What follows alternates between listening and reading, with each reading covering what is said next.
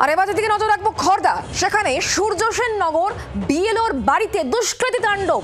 ইট ছুড়ে এবং দরজায় লাথি মেরে হুমকি দুষ্কৃতীদের। খড়দার 43 নম্বর পার্টের বিএলও মানব চন্দ্রের বাড়িতে হামলা চালানো হয়েছে। কার নাম বাদ গেল, তারা কি করবেন প্রশ্ন তুলছেন বুথ লেভেল অফিসার। প্রশাসন নিরাপত্তা না দিলে কাজ বন্ধ করে দেবেন তারা, এমনই হুঁশিয়ারি দিচ্ছেন অন্য বিএলওরাও। থানায় অভিযোগ দায়ের করা হয়েছে ইতিমধ্যেই। জেলা শাসক এবং এসডিওর কাছে ওই বিষয়ে নালিশ জানিয়েছেন সেই বিএলও। খড়দার ছবি দেখতে পাচ্ছেন, বিএলওর বাড়িতে হামলা চালানো হয়েছে। মানব চন্দ্র তার নাম, 43 নম্বর পার্টের বিএলও, তার বাড়িতেই হামলা চালানো হয়েছে। কারো নাম যদি বাদ যায় তাহলে তার কি করা রয়েছে, তাদের কি করা রয়েছে, এই বিষয়ে সরব হচ্ছেন অন্যান্য বিএলওরা। ইতিমধ্যে থানায় নালিশ করা হয়েছে, এমনকি গোটা বিষয়ে জানানো হয়েছে জেলা শাসক এবং এসডিওকেও।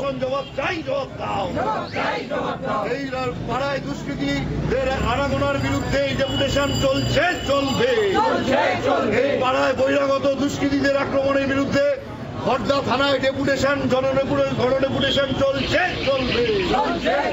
বিএলও মানব চন্দ্রের বাড়িতে রাতের অন্ধকারে, খড়দার 43 নম্বর পার্টে বিএলও মানব চন্দ্রর বাড়িতে এই হামলা। এই বিএলও কি অভিযোগ করছেন শোনাবো। বিএলওর বাড়ি পুলিশ এখনো অবধি করেনি, ওনারা ভেরিফিকেশন করছেন, ওনারা উপরে গেছেন, দেখছেন কোথায় কি ভেঙেছে না ভেঙেছে সেগুলো ওনারা পর্যবেক্ষণ করছেন। সময় তো আপনি বাড়ি ছিলেন? আমি একাই বাড়ি ছিলাম। কি দেখলেন? মানে হঠাৎ করে প্রচন্ড জোরে আওয়াজ হয় এবং দরজার মধ্যে গুতুগুতি করে, তারপরে কাঁচের জানলাগুলো ভাঙে এবং এখানে বাড়ির সামনেটা পুরো নোংরা করে রেখে দিয়ে যায় এবং গালিগালাজ করতে করতে যায়। শুনলেন যে বিএলওর বাড়িতে এরকম হামলা চালানো হয়েছে, তার অভিযোগ কি আপনারা শুনতে পেলেন। ইতিমধ্যে গোটা বিষয় থানায় নালিশ করা হয়েছে। দুষ্কৃতী তাণ্ডব, বিএলওর বাড়ির সামনে এসে দুষ্কৃতী তাণ্ডব, এমনকি ইট ছুঁড়ে দরজায় লাথি মেরে চলে যায় দুষ্কৃতীরা। ঘটনাকে কেন্দ্র করে এলাকায় চাঞ্চল্য। অন্যান্য বিএলওরা তারাও এই বিষয়ে সরব হয়েছেন, তাদের কি বক্তব্য শোনাবো।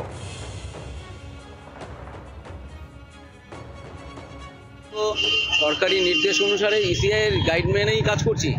কে বাদ যাবে কে না বাদ যাবে সেগুলো তো এআরও তাদের দায়িত্ব, আমাদের তো কোনো দায়িত্ব নয়। আমাদের তো শুধু এই সংযোগটা করে দেওয়া, যে ফর্মটা ফিল আপ করে ঠিক করে পৌঁছে দেওয়া, এই কাজটুকুই করে। কিন্তু সেই কাজটুকু করতে গেলে করতে গিয়ে যদি এইরকম সমস্যার সম্মুখীন পড়তে হয়, রাতে বিলেতে আমাদের বেরোতে হয়, এইভাবে যদি আমাদেরকে হেনস্থা করে, তাহলে তো কাজ করা আমাদের পক্ষে একটা ভীতির ব্যাপারই আর কি। সেই দিকটা যাতে প্রশাসন কঠোরভাবে দেখে, সেটাই আমাদের মূল দাবি এবং তার জন্যই আমরা থানায় গিয়ে ডেপুটেশন দিতে চাইছি। অন্যান্য বিএলওরা তারা আশঙ্কা প্রকাশ করছেন যে কার নাম বাদ যাবে কার নাম থাকবে তা নিয়ে তাদের কোনো বিষয় নয়, এটা তো অন্যরা ডিসাইড করে। সেক্ষেত্রে দাঁড়িয়ে তারা যদি রীতিমতো এইভাবে হেনস্থার শিকার হন তাহলে তারা কাজ করবেন কিভাবে, এমনটাই তারা প্রশ্ন তুলছেন এবং এই বিষয় নিয়ে প্রশাসন যাতে দ্রুত পদক্ষেপ নেয় এই দাবিও তারা কিন্তু তুলছেন। খড়দার ছবি দেখাচ্ছি আপনাদেরকে। খড়দার 43 নম্বর পার্টের বিএলও মানব চন্দ্র, তার বাড়িতে দুষ্কৃতীরা হামলা চালিয়েছে এমনই অভিযোগ তিনি করছেন।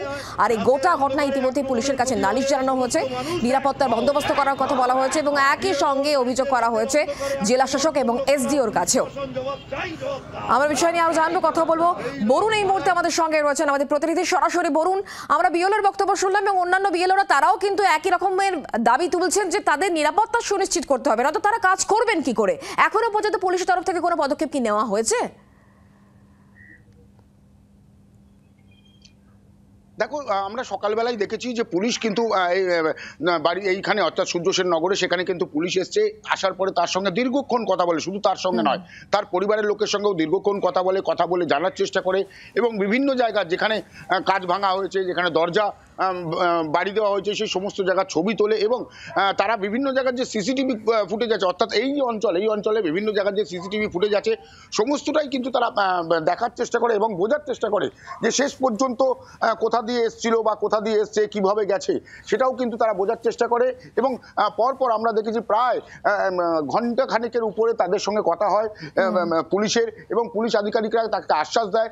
এমনকি এসডিও তাকে ফোন করেছিল, ডিএম এর তরফ থেকেও তাকে ফোন করা হয়েছিল, ফোন করে জানার চেষ্টা করা হয়েছে কি হয়েছে এবং তাকে আশ্বাস দেওয়া হয়েছে। আর তিনিও কিন্তু বলেছেন সেই আশ্বাসে তিনি আশ্বাসিত হয়েছেন এবং আশা রাখছেন যে প্রশাসন কোনো ব্যবস্থা নেবে, এটা কিন্তু তার তরফ থেকে বারবার করে বলা হচ্ছে। কিন্তু এই ধরনের ঘটনা, যে ধরনের ঘটনা, বিএলআরও রীতিমতো আতঙ্কে রয়েছেন। তিনি বারবার করে যেটা বলছিলেন যে এই যে তিনি কাজ করছিলেন সেই সময় রাত্রিবেলায়, সেই সময় কে বা কারা আসলো, এসে দরজা ধাক্কা মারলো, ইট মেরে কাজ ভেঙে দেওয়া হলো, এই ঘটনা কিন্তু একেবারেই বলা যায় নজিরবিহীন ঘটনা। কারণ তিনি যেটা বলছেন বা আশেপাশের লোকও যেটা বারবার করে যেটা বলছেন যে একেবারেই নিরীহ শান্তশিষ্ট ছেলে এবং ভালো মতো বিএলওর কাজ যেটা সেটা তিনি সামলাচ্ছিলেন, কিন্তু তার উপর কেন এই আক্রোশ হলো, এটা নিয়ে কিন্তু বারবার করে প্রশ্ন উঠতে। আর গোটা ঘটনা ইতিমধ্যে রাজনৈতিক তরজাও শুরু হয়ে গিয়েছে। বলুন, তোমাকে অনেক ধন্যবাদ আমাদের সঙ্গে সরাসরি থাকার জন্য। এবং শোনাবো বিজেপি নেতা অর্জুন সিং তিনি কি বলছেন, এবং জগদ্দলের বিধায়ক সোমনাথ শ্যাম তার বক্তব্যই বাকি শোনাবো।